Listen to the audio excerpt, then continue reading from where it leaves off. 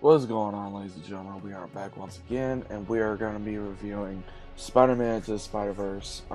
Was able to watch it finally, and I really enjoyed myself with this movie. Now, if you guys have not seen the movie, go ahead and click off the video for spoilers. Also, make sure you have permission by your guardian or anyone that way you're able to watch the video as well.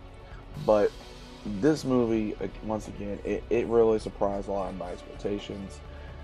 It really did start off a real upbeat to where the Spider-Man we all know and love um, just shows everything, and they really did pay homage to the first three movies, like such as when you get to see in the movie like him doing a dance like he saw in Spider-Man 3, and also with the 1960s Spider-Man theme song, you got to hear that as well. So there's a lot of homages to the show, to the comics, to the movies. There's just plenty.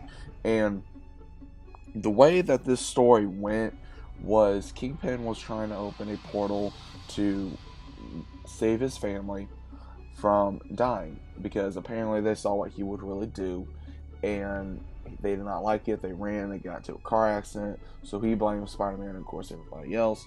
And this version of Spider-Man, you also have Miles Morales in here, and the way he gets bitten by the spider after him trying to deal with it in school is him hanging out with his Uncle Aaron while they are tagging and painting on a abandoned area of a subtunnel.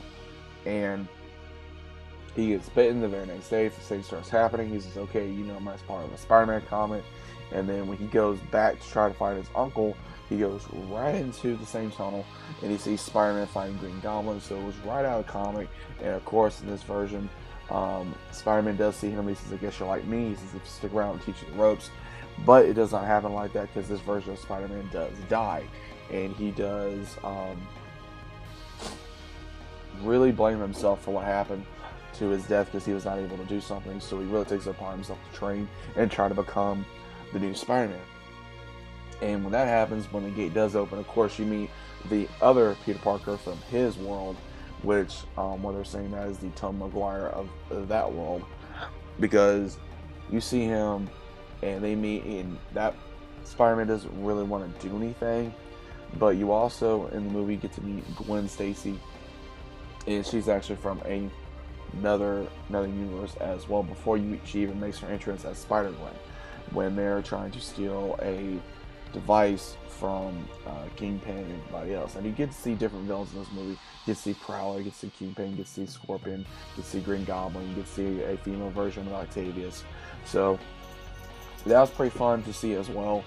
And we also got to see, of course, all these other characters because Aunt May knew about Peter as well, because after they steal the device, Peter as well as Gwen as well as Miles, they go to Miles as Spider-Man, Aunt May, and she knew, and she takes them into the shed where Peter's kind of base of operations is, and you see a whole bunch of suits, and she's like, "What? You thought you were the only one?" And you start meeting Penny Parker, you get to meet Peter Porker, you get to meet Spider-Noir, and of course they get to see they get to fight one another. But basically, the whole entire story within this movie is Miles learning how to become Spider-Man.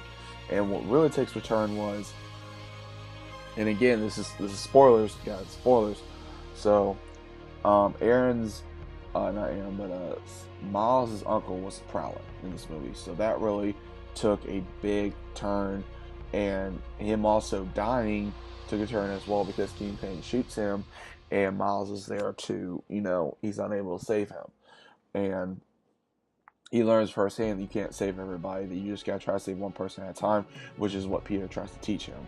And he really does not know how to control his powers at all. And then finally, after he hears the news from his dad, and he really understands what he now has to do after they are trying to save him from not dying, that one of them has to stay to close the portal and to reopen it, and then close it again, so that way everybody can go home. But if they don't go home, then they will disintegrate because their bodies cannot handle being in another universe. So Miles finally breaks free after Peter finally does argue with him and straps him to a chair with webbing. And he finally puts on a brand new suit after he goes to May again, and then he joins in for the fight. And he sends everybody back to the universes after a big fight, and he gets to tell Peter that, I'm not gonna let this version of Spider-Man die. He says, well, I can't either, and he just lets him go after Peter finally knows that he's ready to kind of go on his own. That he's excited to learn as he goes. And when that finally does happen, he finally goes against Kingpin, and he gets revealed as the brand new Spider-Man. So all in all, was it the best Spider-Man movie? I'd have to say possibly so, because we got to see a lot of different Spider-Man. It was comedic. I enjoyed myself. A lot of action, a lot of comedic relief. They made it look like a comic. It was a great animation. Sony, I gotta say, this is probably one of the best Spider-Mans that they've ever done. The Amazing Spider-Man probably goes up there a little bit, but this one has to be probably my favorite Spider-Man movie out of all time so far. Due to, again, just by the way they did it, it was just amazing. And we also got to see the I don't know how to say it, guys. It was just a really good movie. The animation did not bother my eyes or bother me like some people stated. All these people were downing the movie and talking crap and all this other kind of stuff. And I'm going, just give the movie a chance. Until you actually see the movie, give it a chance. Because a lot of people are like, oh, I'm gonna do it. I'll spoil it for you. I'm gonna do a spoiler for you, dude. Just talk about the movie. That's the way I do it. But other than that, guys, it was a great film. I do recommend you go check it out. A lot of people were speculating, should I go see it? Should I go watch it? Go see it. Go see it for yourself, and then you can say about the movie whether it was trash, stupid, great, awesome, perfect, whatever. Just go see the movie, because it deserves. If you're a true Spider-Man fan, go check it out, because again, this was a big milestone for Spider-Man. And also, we got to see, if I did not see the credits, but I was able to watch it online, like the movie, that we do get to see Spider-Man 299. So maybe there's going to be another version of Spider-Verse coming very soon that we get to see with him, among others. So let me know what you guys think about this in the comments down below. Did you guys enjoy the movie? Did you guys go see the movie? If you did, check out, subscribe, like, follow as normal. Hope you guys enjoyed your day. Also, again, let me know what you thought about the movie.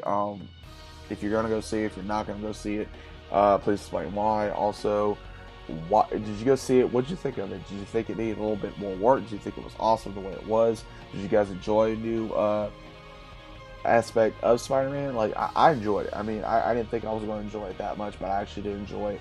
A lot of action, a lot of comedy. It didn't really not disappoint me like I thought it was. So, give it a chance, guys. Let me know what you think about it, and I'll be seeing you guys on the very next video.